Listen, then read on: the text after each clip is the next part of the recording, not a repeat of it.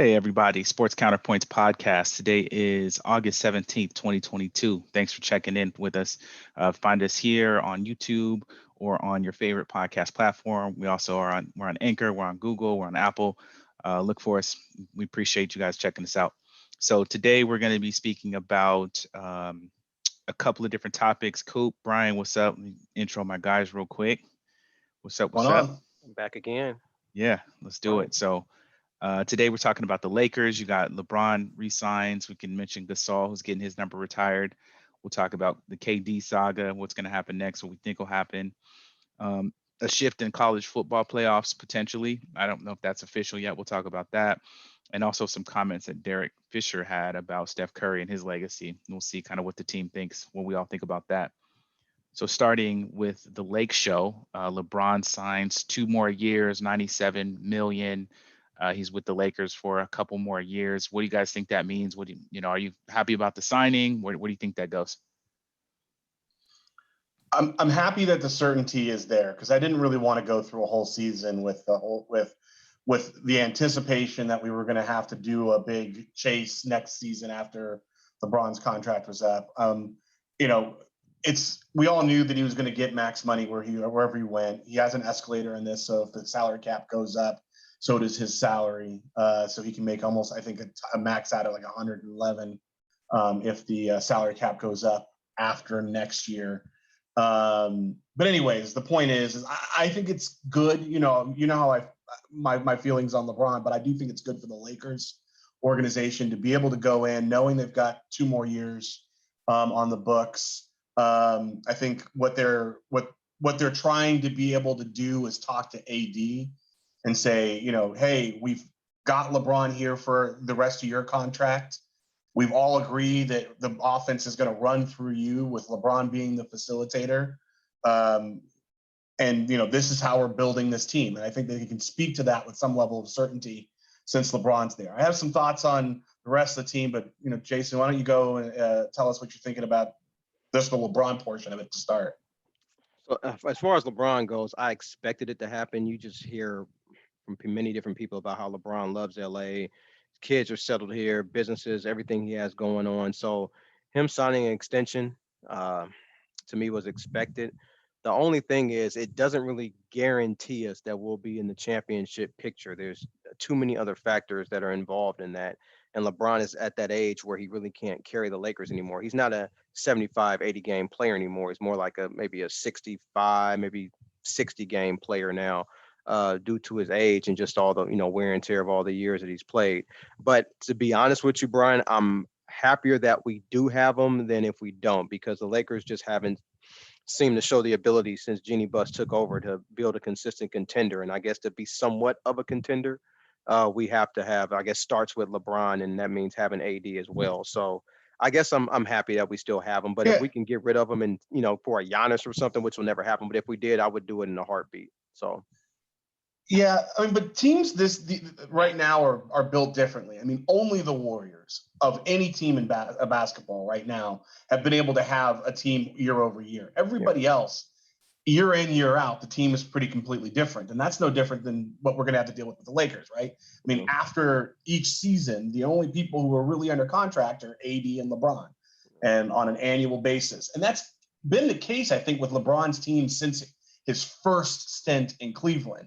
Was the last time that they had a team year over year, and that wasn't a very good team. But in Miami, every offseason, the cast of characters changed because it had to be who could they fit to get to take veterans minimums and rookie deals basically to play on the team. So I don't think that it puts us in a different situation than most of the other teams. And the Warriors have done an outstanding job. Hats off to them. Could have been with a build that year over year core team, but even that's likely to change. Yeah.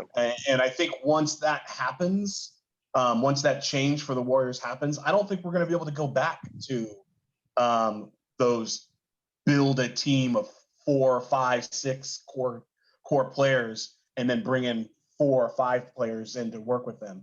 I think it's always going to be you have your 2, 3 max players and you have the people who agree to play with them for that year. I think that's just the format of the NBA these days. Well, speaking of that, how do you feel about the team that's being built right now and the cast of people that they have on the team now with LeBron and AD and Westbrook? Yeah, I think so much of it has to do with what happens with Westbrook. Being, you can get players. I know this. I know you and I both have a strong bias against Westbrook, but there's a reason for that bias, and that is he controls the fate of a team so strongly that it doesn't matter if you have great complementary players, you have great guys on the bench. It doesn't matter if you have great locker room players. It doesn't matter if you have solid coaching. If he's on your team, it does not matter. So I think the reality of it is once we figure out what's going to happen with him, it's a lot easier to speak to what that team looks like. Because right now, and anytime he's on a team, what it looks like is it's a team where Russell Westbrook's going to control the ball and throw weird shots, shoot too many threes, and just make a lot of bad plays, and everybody else is just trying to compensate for that. So yeah, I think people really don't. I know I played on basketball teams. I think people who played on teams know that just because you got 10 guys, one guy can mess up everything on the basketball team. One guy can do it, and it doesn't matter. If he didn't play, that's one thing. But Westbrook actually plays, so that hurts us. So, but I was looking at the roster, and it just seems like everybody that Rob Pelinka is getting are young guys, and mostly guys who I guess kind of know how to play defense a little bit. I guess so. I guess they're trying to build a more athletic and defensive team around LeBron, because as we saw last year, when people said, well, when they later in the season or in the playoffs, whatever, their defense will get better. I said, no, when you're old, your defense isn't getting better. They're not getting any quicker, and they're not getting any younger. They're not getting any faster. The Lakers defense is what it was. So it looks like they're trying to change that and just want LeBron and AD to be sort of the main, or AD and LeBron to be the main scorers, and maybe find an extra guy. But that's how it looks like to me. They're building a team. They're just getting all these young guys who are athletic and can play some defense to sort of help out AD and LeBron. That's what I think. You can see the coach's personality in that. And they've got. I mean, Scottie Pippen Jr. is a good two-way player, and I feel like they're bringing in the right kind of youth. Jason, what do you think about this? I was not a Dwight Howard fan for the bulk of his career. And his first stint with the Lakers, I was not sad to see him go. I wasn't even all that happy to see him come. Right.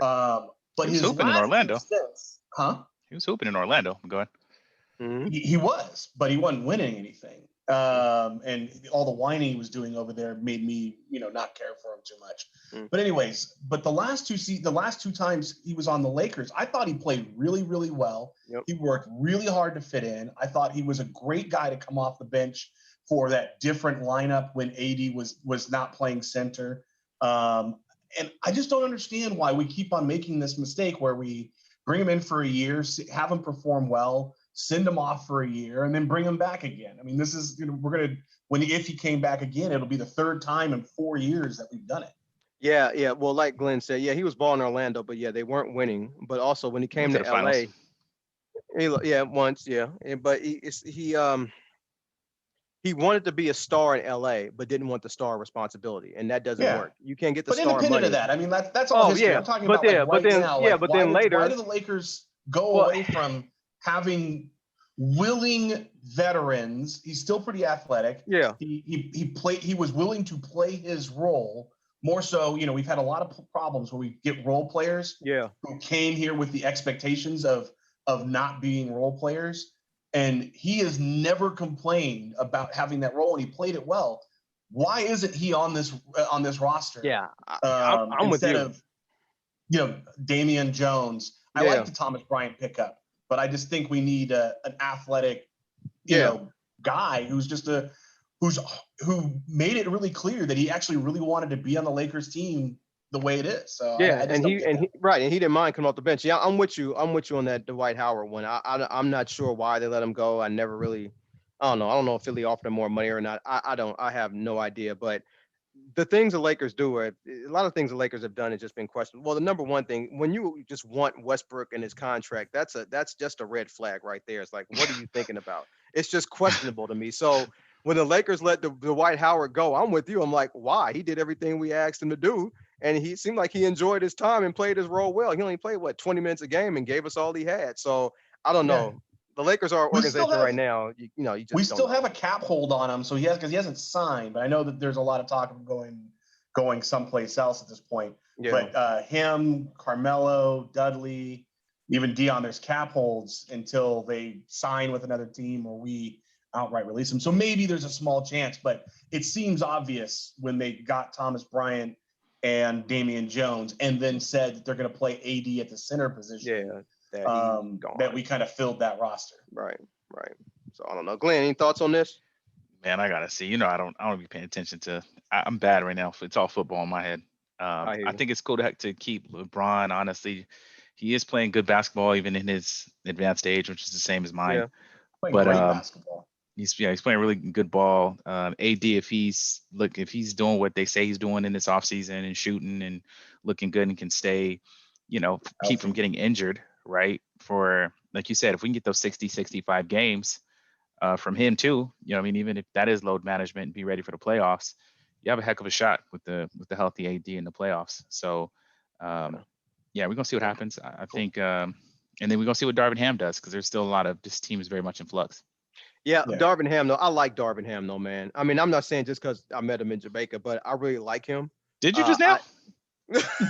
Hilarious. So yeah. Name drop. Right, I know, right? Right. You could have easily left that out, but okay. So yeah, I had a cool little conversation with him. But yeah, I really like him, man. And he said what he's supposed to say because Westbrook is still on the team. But you asked him about that? Westbrook, yes. I told him, I said, look, me and my boy, live by Brian. I said, look, we lifetime Laker fans. I just got to ask you when we getting rid of Westbrook. That's all. And he smiled, he smirked a little bit, and he said, I'm gonna work with him, man. I'm gonna get him to where he need to be. And then I said, well, you saying that because you have to say it. He said, that's right. So it's like, we saw him later that night, man. He was with his wife, man. He was cool. It was, he was real cool. But I also heard, details about the meeting that him, LeBron, and I guess Palinka and somebody else had, and everything that came out that meeting pretty much was aimed towards Westbrook. Like, dude, if you don't conform, you're gonna be on the bench. If you don't do what we need to do, you're just not gonna play. But I mean, but that doesn't help you. You can't have $47 million. Exactly, that's what I'm saying. Right? It's like I don't know how that helps us, but whatever. But I do like Darvin Ham. So I was going. Okay, so one, Coop, great on the scene work, just on locale, getting the hard hitting interviews. Word to Darvin too. Yeah. But let me ask you, what is Westbrook? He has no role in the league the way y'all make it sound. But how could it work some kind of way? Like, what would he have to do for it to work? He has a role, Glenn. Go to a young team with no championship aspirations. Just give him the ball and just let him do his thing. That's the kind of player he is. I don't know if it's a young team with no aspirations because young teams are trying to develop their players, and I think Westbrook's the wrong guy to have on a team in that situation. Damn. But there's always that team that has to put out we have salary cap minimums in the league, that has to put out players who can get butts in seats, and would love to have somebody who's going to average 20, 10, and whatever, triple doubles and all this other stuff and never win because they don't care this year. They just need to get butts in seats and sell popcorn and soda pop. That's a good point, Brian, because not all owners are into winning. That's a good point. Yes. That's a really good point. And Glenn, Brian, I'm gonna let you go. I'm sorry, but Glenn, if we get rid of Westbrook, that'll be his 5th team he went to in 5 years. Just letting you know. Yeah, and he'll go to another one. Yeah. But like, let me put it this way: if the Phoenix trade, I think it's like Phoenix, New York trade happens, and basically ends up and he gets bought out there, and he's a free agent who's probably gonna have a lot of money in his pocket and the ability to sign for a veteran's minimum.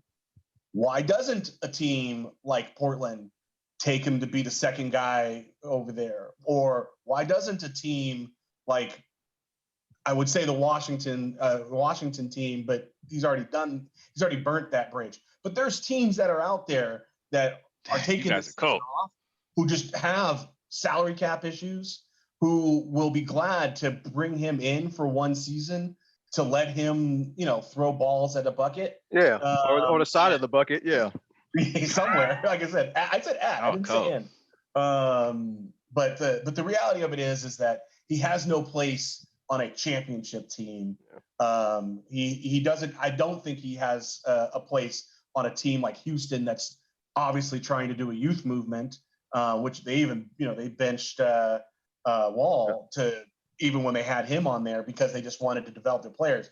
Like you don't want a Wall on that team. You damn sure don't want a Russell Westbrook on that team.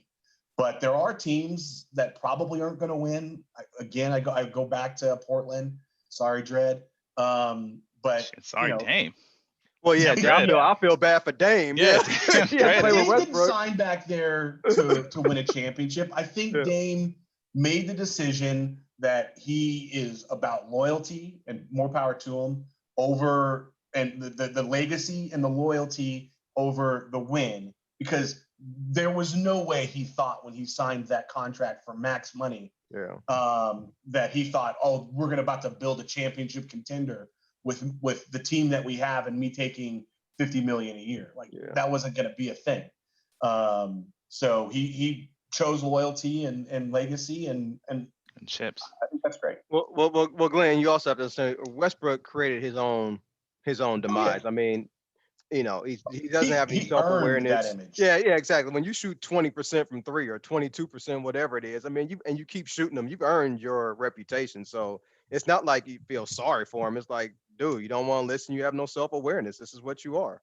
You're a side of the backboard corner shooter. I mean, it's just what every single time someone refers to the Lakers as the team with three future Hall of Famers, it makes me ill about what the Hall of Fame has become.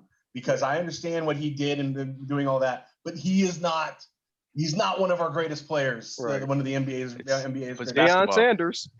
Deion Sanders. My head don't belong with all these other players up in here. Like, I understand, Deion.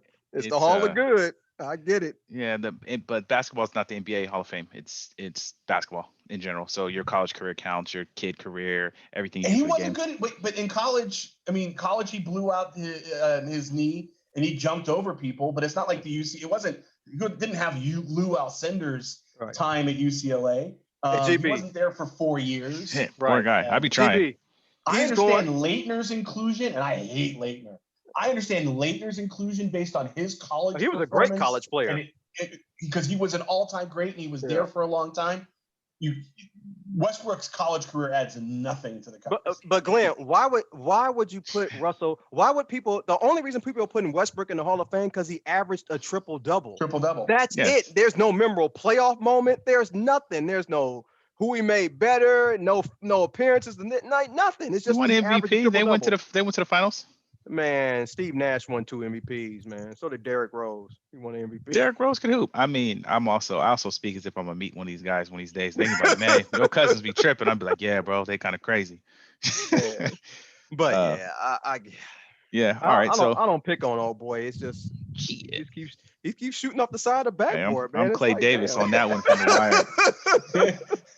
I'm Clay Davis on that. And if you know The Wire, you understand exactly what I'm thinking.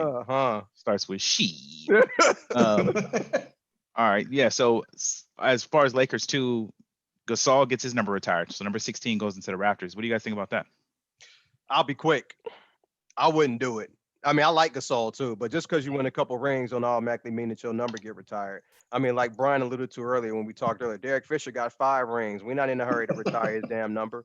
You know what I'm saying? I think Samaki Walker got a couple. I think AC Green, remember, he got like 3 or 4 rings to the Lakers. We're not in a hurry to retire his number either. So, I like Gasol. I think it's Kobe.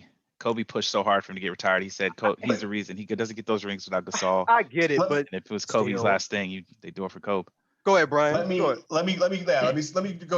down the list here. You got Kobe twice, 8 and 24. Wilt Chamberlain 13, Elgin Baylor 22, Gail Goodrich 25, Magic Johnson 32, Kareem 33, Shaquille O'Neal 34, James Worthy 42, Jerry West 44, and Jamal Wilkes. Great. And then you're adding Pau Gasol number 60. Exactly. There's only one of those that glaringly doesn't fit, and I won't. I don't know Jamal Wilkes to the level that I know the rest of these players on the list, or Gail Goodrich, but back then you really had to do something to get your number retired. Showtime, So I will give those players the benefit of the doubt. When you look at the rest of those names, and add Pau to it, no disrespect to Pau because he had a great career for us.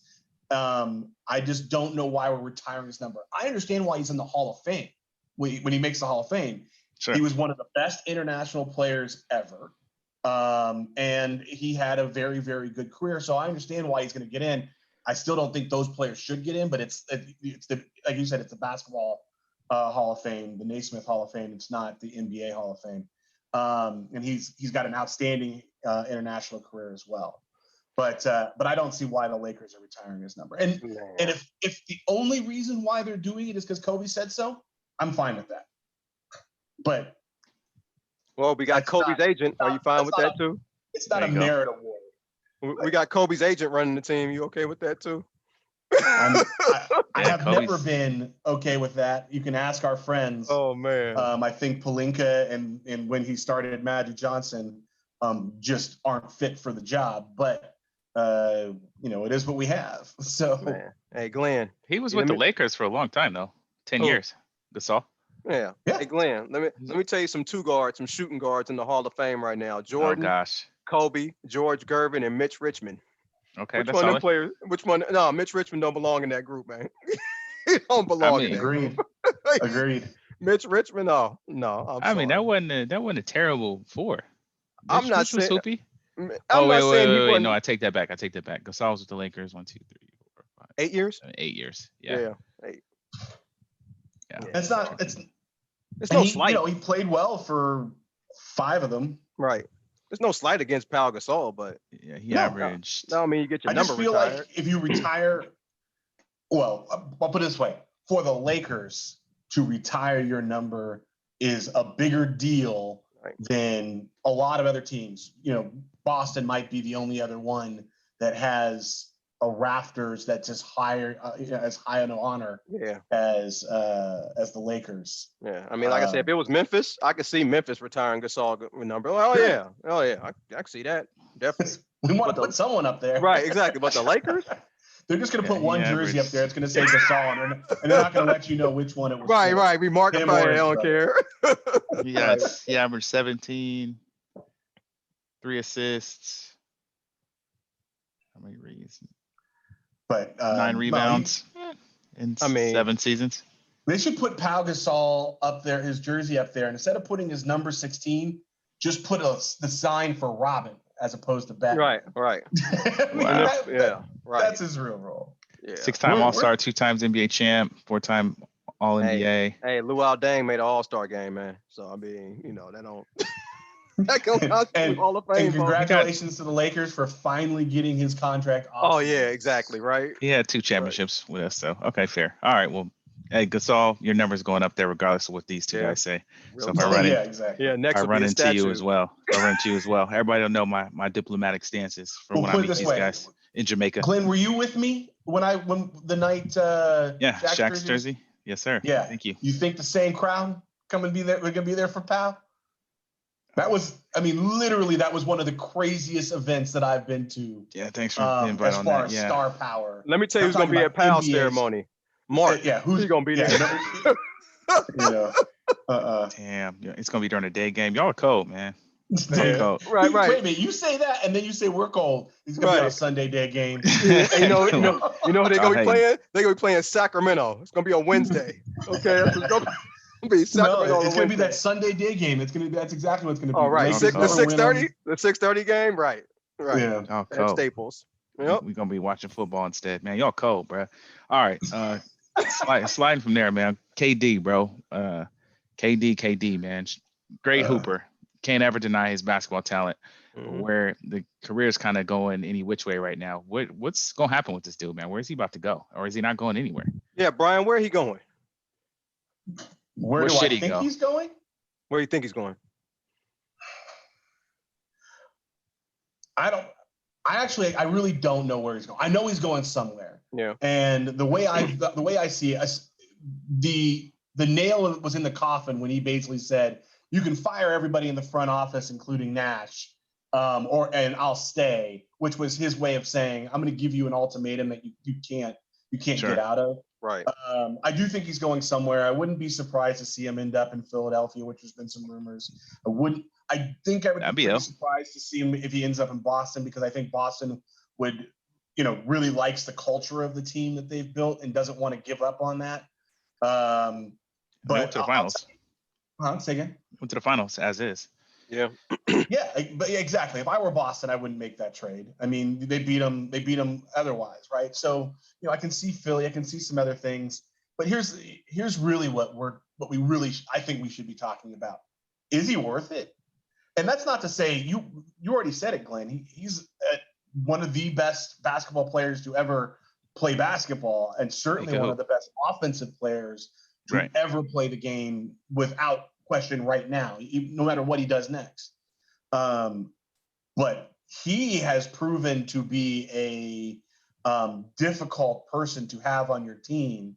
And the one team that has been known for building chemistry, which is the Warriors, regardless of who's there, couldn't even stomach him.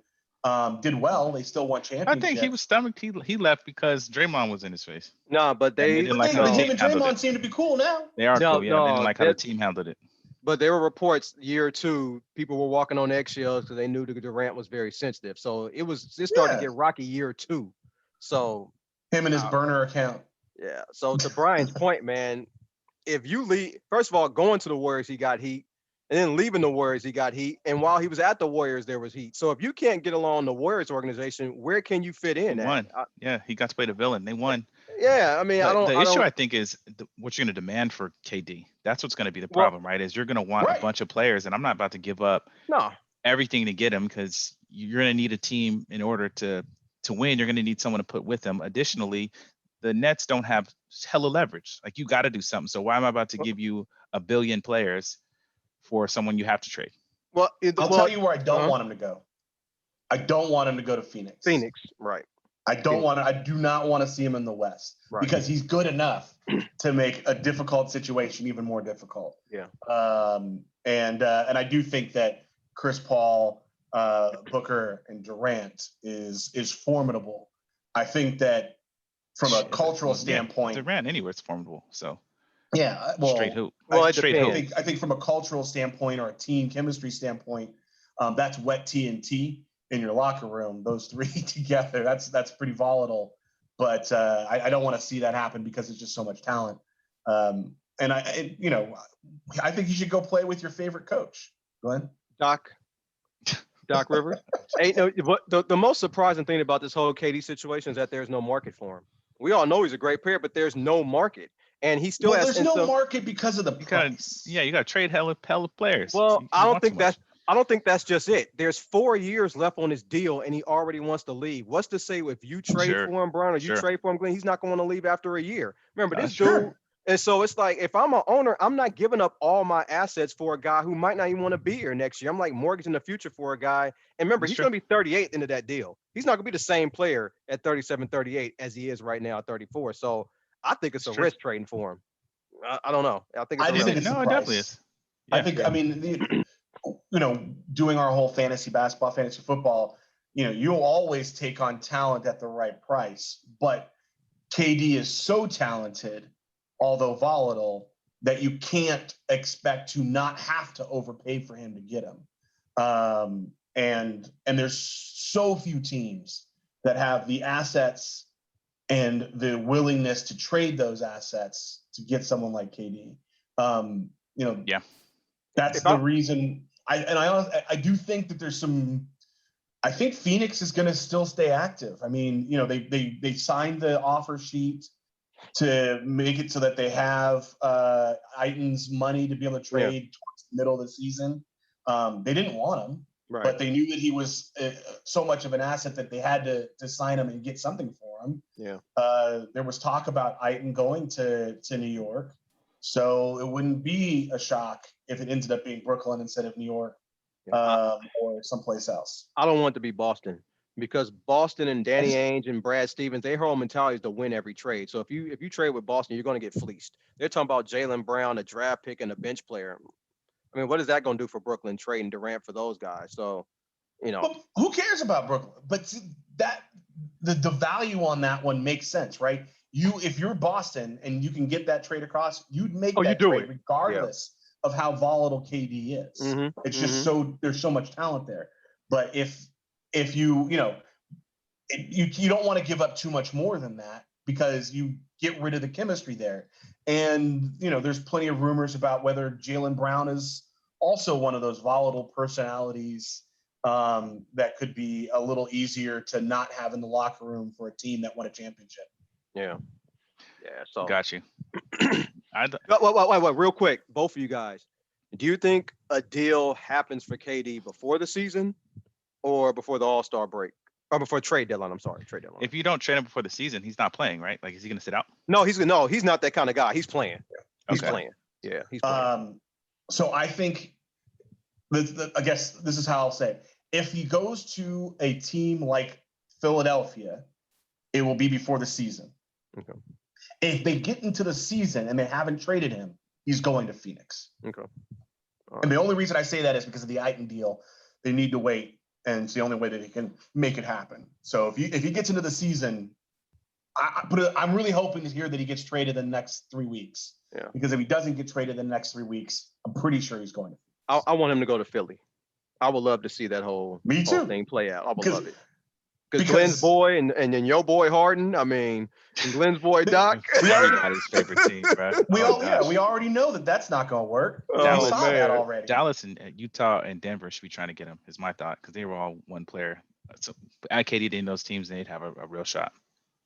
I can't see KD in Denver. For some reason, I just can't see that. I doubt it happens either. I'm just thinking that those teams were all close. They got to the playoffs and they just didn't have enough punch. You add KD to any of those teams, I think that changes their whole perspective. And they keep on showing all these KD and Tatum workauts. They were working out a couple days ago, and anyways, we'll see what happens. But yeah, if they trade him, if they're going to trade him to a team other than Phoenix, it'll happen before the season. If they get into the season, I worry that it's going to be I worry that it's going to be to Phoenix. Yeah. You mentioned something about what Chris Paul has something to do. Like, what happened there? No, so it was in Matt Barnes' podcast. They were talking to Gil, and he said he was talking about how much of a jerk Chris Paul is and how he treats the people on his team. And he basically says, hey, if you don't do what I say and give me the ball and defer to me, I'll end your career. And so basically there was a lot of it started a thing where people were talking about how Chris Paul has this image of being someone, the point guard, right? But at the same time he kind of goes out of his way to ruin people's careers or put them in bad situations if they challenge him. And so it kind of went along. We weren't saying the nicest things in the world about Westbrook. We weren't saying the nicest things in the world about Durant. Now you want to get a soft tone to it. Y'all were clowning. Well, I thought we were being honest, but anyways, yeah. And then some people were starting to. I think the reason why Chris Paul has gotten a little bit of people talking about him, and I don't like Patrick Beverley, but I think Patrick Beverley kind of put that out there as a topic with their back and forth. And then, every time someone was going on the Up and Smoke podcast, they started talking about Chris Paul. And then Gil came out and basically said that he was someone that throughout his time, that Chris Paul really made a lot of teammates very unhappy with how he managed the team. So that was all it was. Well, yeah, interesting. Yeah. And I assume that's Gilbert Arenas. Yeah, Gilbert Arenas. On all the Smoke podcasts. Yeah, I've heard about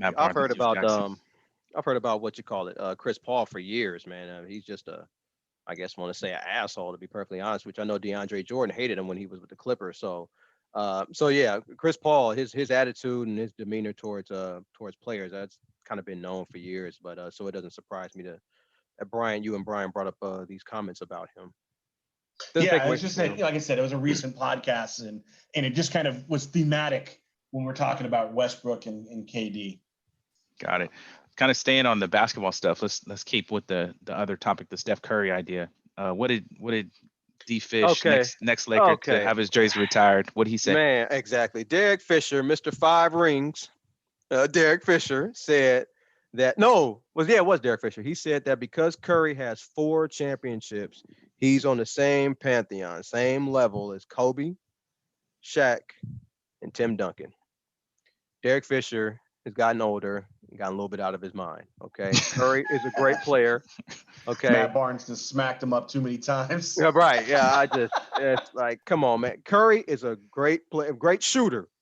Once the shooting is out, what else do you have? Kobe is the greatest offensive player ever to play the game, period. The shots that Kobe hit, Curry will never be able to make, okay? Shaq was the most dominant player in the NBA for a 4-year stretch, physically imposing. And Tim Duncan, the big fundamental, Shaq called him. Can't stop him. Yeah, it was the greatest power forward ever to play the game, period, okay? Curry is the greatest shooter, not greatest point guard, greatest shooter. That means something, but that does not put you on the level of those guys because you can build a team with average players around Kobe, around Tim Duncan, around Shaq. For instance, I mean, yes, the Warriors. I'm saying the okay, Warriors, though. the Warriors not average. So let me tell you this. Remember They've been Kobe? just drafting. Remember Kobe had a 3-1 lead against Phoenix that year. Who was he playing with? 4 other guys started with him that wouldn't start for any team in the NBA. Chris Mim, Smush Parker, Luke Walton, and Kwame Brown. You put Steph on that team, they're going 20-62. No, they're going 15-67. Okay, they're not making the playoffs and having a 3-1 lead against a team with Stoudemire, Quentin Richardson, and Steve Nash and all them. They're not having a 3-1 lead against them. You can build around Kobe. It's harder to build around Steph, but I will give Steph credit that and he the Warriors accepts. Staff, they did it. They've done it. When their first team that they had the best bench in the league. The next 2, they had Durant and Clay. And then this one, I mean, they were just better than Boston. Let's just put it out there. It was just better. So better than everybody. So, like I said, I like Steph, but the team that Kobe and Shaq and them have around and with marginal players, Duncan had Hall of Famers with him every no. There's a conspiracy here, Jason. There's a conspiracy for you, for Jelani and company out there. I think the reason that the Derek Fisher used that comparison is because Derek Fisher actually has more than Steph in several categories. He's played in more playoffs. He's got more rings. Yep. So he's got more he's got more championships. So he's like, I'm gonna throw out there that Steph is great. And then after everybody accepts it, I'm gonna go, but you see my numbers, right? Right. Well, also, okay, GB. I don't think you remember Tim Duncan's first title, the strike shortened year. Okay, he had an old David Robinson who left after that. He had Avery Johnson. He had Sean Elliott. Remember, he had one knee. Oh yeah, he had the other. It wasn't Manu Ginobili. It was that other guy. I forgot his damn name. Parker. No, Parker wasn't on that team then. It was somebody else. I forgot. Vinny Del Negro was on that team. Yeah. Okay, you put Steph with that team, they ain't sniffing title against the Knicks, against Sprewell and all them that year, and Larry Johnson and all them cats. They're not getting the title. Sprewell? Did you just make a Sprewell reference? Sprewell was on that team. And they won the title. Nice. Sprewell, Larry Johnson. No, so the first championship that was 98-99, right? Against the Knicks. Look at that. They played the Knicks in the final. Remember, Knicks was an 8th and them boys. Allen Houston. You remember, Knicks was an 8th seed. They all were hurt. So the team, I just looked it up. You're thinking Antonio Daniels, not Sprewell.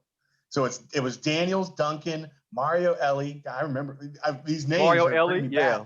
Right. Sean Elliott, Andrew Gaze, I don't know who the hell that is. Jaren Jackson, Avery Johnson, Steve Kerr, Jerome Kersey. I remember Jerome Kersey. Portland. Gerard King, Will Perdue, David Robinson, Malik Rose, Brandon Williams. Malik Rose, all the 6'5" power forward. All right. Dang, by reading the names, you made it worse. Okay, I get it. I get it. I mean, that's tough. Are you sure Sprewell wasn't on that roster, man? I'm looking at it now. He's saying the Knicks, not the Spurs. Oh no, I said the Knicks. It was Sprewell. The Knicks. Marcus Camby. Remember, Ewing was hurt. Larry Johnson. So the team was Rick Brunson, Marcus Camby, Chris Childs. God, this is just bad. How'd they make a finals? Ben Davis, Chris Dudley, Patrick Ewing, Allen Houston, Larry Johnson. I remember back then when Larry Johnson was pretty decent. Remember Charlie Dennis Ward? Scott, Latrell Sprewell, Kurt Thomas, Charlie Ward of Florida State. David Wingate. Herb Williams and David Wingate. Exactly. Yep. They played against the Spurs. Wow. Real was on that team, man. Yep. So, Okay. I give Still, Curry his still props, trying to man. feed his kids. But Right. right, Okay. right. All right. Well, that's how you feel. All right. I don't. I, I think we went back way Uh too far for a lot of listeners, but yeah, we went that back. was Yeah, that was awesome. Uh. man. Okay. So all right. Well, yeah. I don't know. I think Curry has had an impact on the game for sure. Yeah, His Absolutely. legacy's gonna be there. He's right. gonna get mentioned for sure. Will he get mentioned with Kobe and them guys you said? No. Not for the next 5 years, but I can Mm-mm. bet based off how basketball works and how people get older, the fans do. Just like we would mention Jordan, but people a little bit younger than us would only mention Kobe. People younger than this, because you got to keep in mind, like shout out to Austin and Liv, and then they're born past 2000. So if you're born past 2000, 2005, you start being a grown person, watch basketball. You're gonna think Curry, LeBron. You're not gonna. Them guys I are gonna. don't Well, think, high You've schoolers seen say but them. I still LeBron. think that they're gonna those folks who are gonna have that conversation are gonna be LeBron guys. They're Right. gonna be Giannis guys. They're or There's. people, Hey, we excuse know me. some Curry guys. We know But we're Yeah. we're related to one. we But we don't know rational Curry guys. Sorry to like there's I not a mean, whole lot of people who are gonna make that claim yeah. straight faced. Those guys are physically imposing that Derek Fisher that they can dominate on the defensive end and the offensive end. Okay. One guy Yeah, shoots. that's true. This guy shoots. And if that shot is off, I mean, And what? don't like if you listed Mm, top point guards ever, mm. he's somewhere on that list. Yeah, definitely. But he's not top three. And everyone else you mentioned at those other positions, Kobe, Shaq, and Tim Duncan, are definitely top three at their positions. You could argue MJ and then Kobe and whatever. But they're top three. You can argue Wilt and Kareem and others, but Shaq probably in that conversation at least. And there is no conversation about Tim Duncan. He's number one at his position. So Yeah. nobody's saying you're not Okay. you're probably going into the fours and fives before you get to Steve Curry, Yeah. Steph Curry on And, a and, point guard. and speaking of your other Hall of Fame boy, Glenn, Russell Westbrook, I can name 25 point guards off the top of my head that's not in the Hall of Fame. I would take over him, like Rod Strickland. Okay, so yeah, Okay. All right. yeah, We're yeah. getting on tangent. Okay, man. Shifting back to this other topic, this college football thing, man. Break this down for me. So the college football playoff, which we only had for a few years anyway, it feels like they already talking about changing it. Well, so no, it's not about really what they're talking about changing college football playoffs yet. But what they're talking about is taking college football outside of the NCAA so that for college football, for those teams, they're not regulated by the NCAA. They're regulated by the group that handles college football. And then in 25, they'll change the college football. And I think the reason they're doing that is there's no real reason to have these NCAA conferences for college football because it's costing so much money and causing all types of problems. And the Pac-12 is their feelings are hurt because they're losing 13. Are they? Each team is losing 13 million in money. I think they're just talking about reorganizing it so that college football comes out of that equation, and that the pools of money are divided differently. But the whole thing is it just came out today was that they're talking about reorganizing so that the college football playoff organization, the CFP, governs college football independent of the NCAA. I hate the NCAA. Anything that makes them less of a factor is fine by me. It gave no specifics as to what it would look like, but the NCAA is so overwhelmingly corrupt that anything that mitigates their impact on student lives, I'm all in favor for it. Yeah, Glenn, the college football playoff's been around since 2014, so it's still Yeah. rather young. 10 years. I'm with Brian, man. College football needs a shakeup. I'm okay with it. If they want to do something different and go another direction, I mean, who cares? So My whole world got rocked once USC and UCLA oh decided to go yeah, to the big. Like, how do you not have them in the Pac-12? So at this point in time, my whole Brian's giving college up. football world is so nebulous that if NCAA does this or college football playoff organization does that, I'm so in the wind at this point in time that it might as well happen now, right? If USC and UCLA were safely ensconced, I'd be like, well, no, you need traditional Yeah. matchups like USC and UCLA and Oregon and Stanford and or sorry, Stanford and Cal and Oregon. Like, you need those types of matchups. We don't have those anymore. So, I was of the opinion that maybe some things of college football would stay intact, but after USC and UCLA bounced to the Big Ten, I was like, yeah, all that it's all over now. Aren't they like the Big 16 at this point? Like, yeah, right. Yeah, they are. Yeah, they are. But I mean, you're too big when you got it when you're sitting there looking at having 4 conferences within your conference. Yeah. Four divisions within your conference. But Glenn, like I was telling the USC fan yesterday, I mean, look here, when Vanderbilt and Kentucky and Missouri is making more money in college football due to their TV contract than USC, I would have to leave too, because that would piss me the hell off as well. Because most people don't even know where the hell Vanderbilt was making that kind of money. No, and people don't even know where Vanderbilt is at. That makes it even worse. So yeah, I've been there. So we visited. That is always one of my favorite pop quiz questions. I know, right. Yeah, me too. People are like, well, it's got to be on the East Coast. All right, like, nah, yeah. So yeah, I understand. Closer to the middle. Right. Interesting. Okay. Well, yeah, we'll get some more details and we'll talk about it because we don't know what it's going to look like yet, or if it's going to happen, it's just something out there. So, okay. Well, cool, man. I appreciate you guys. Always a pleasure getting on the show with y'all and talking sports, man. Sports Counterpoints podcast. It's August 17, 2022, as we said. This is our last segment. This is the minute to win it. It's a chance where we get to basically have a minute to ourselves to speak about whatever topic we want. If you guys have one, go for it. Whoever wants to jump in. I'll go real quick, man. It's Nick Saban came out a couple weeks ago, of course, railing against NIL because, if something doesn't happen in Nick Saban's favor, he's going to talk about it because it doesn't benefit him. So he was ranting for about 2.5 minutes about how the NIL is going to ruin competitive balance in college football. I'm not sure if he's getting senile because there isn't any competitive balance in college football, and there hasn't been competitive balance in college football for, I don't know, since I've been watching. This is coming from a guy who has 7 national championships, and he's talking about competitive balance. So I don't like it. Nick Saban, he's a great recruiter, but it's just some of the stuff he says, man. It's just really self-serving and narcissistic, man. And it's just, of course, maybe Alabama doesn't have enough money like Florida and Texas, to buy players or whatever. But good for the player. They're getting their money, but Alabama doesn't have that kind of money, so he's upset about it. So it's just another instance of Nick Saban crying. It's just kind of funny to me, but that's all I have. School has it. The boosters just don't. Right. The boosters are now have free reign. Right.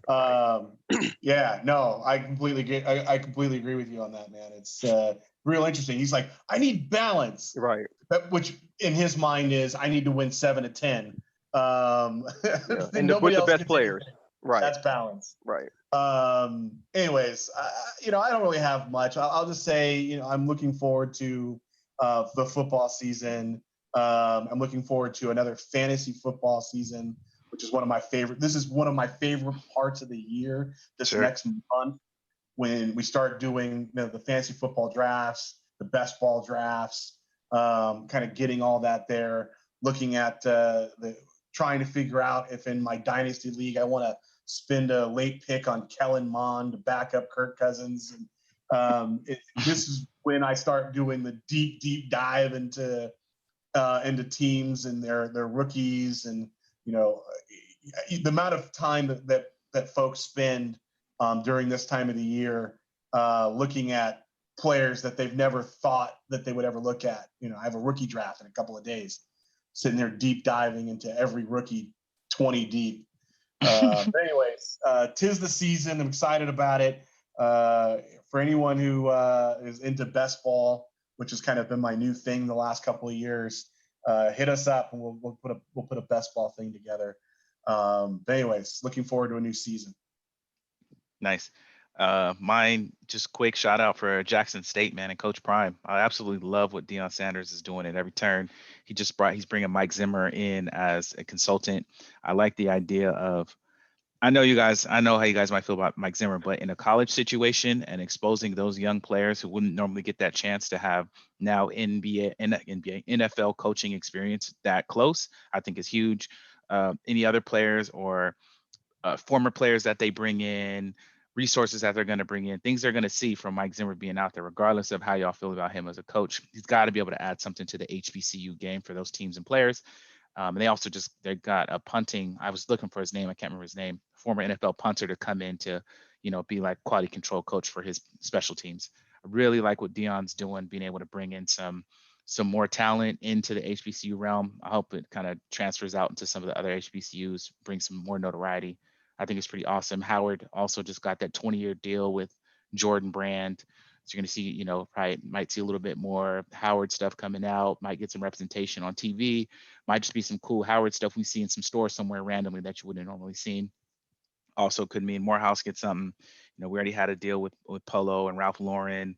And it's cool to kind of see some HBCUs getting a little bit further reach. And I just love what Coach Prime was doing. I didn't know Zimmer was coaching Jackson State. That's the first time it came out today. Wow. Yeah. But the best part about that, and the thing that I really think is amazing about what Coach Prime has done, is the price for Zimmer is outstanding. It's free? It's free. Zimmer's doing that to get back in the NFL. I can already see that now. Yeah, he's doing it to get back in the NFL. Whatever, that's great. Right. If that equals a route, that's great. Right. The fact that a path, and I'm sorry, we're not really supposed to commentate on other people's minute to win it, but the fact that a path to the NFL is through an HBCU is awesome. Right. That's Coach Prime. Definitely. Come on. Definitely. That's my whole point. And Travis Hunter, the number one player that Dion got, is a cornerback. He plays defensive back, so Zimmer will be able to help him. Zimmer will be right there on top of it. Exactly. And so Deion Sanders, who was fairly good. Right, exactly. He's all right. Yeah, so, he was okay. He was okay. He was okay. Word. But yeah, thanks everybody for listening. Guys, I appreciate y'all doing this, man. It's been great doing the show. We're gonna keep going. Thank you all for listening, and we will catch y'all next time. Oh wait, we gotta give one shout out, Glenn. Gotta let everybody know. September 8th. September 8th, is that Thursday? I think it's Thursday, September 8th. We will all be at Brian's house doing a live YouTube podcast with our NFL predictions. We'll send out a link. Everyone's welcome to join the chat or whatever. We'll figure it all out so that people can comment, talk a little bit to us. In the moment. So when Brian has Detroit Lions winning the division, you let him know. Let him have Detroit it. Lions. Okay. Good call. That sounds like someone I know, though. Good call. Yeah, check us out September 8th for sure. We appreciate y'all listening. We will catch you next time.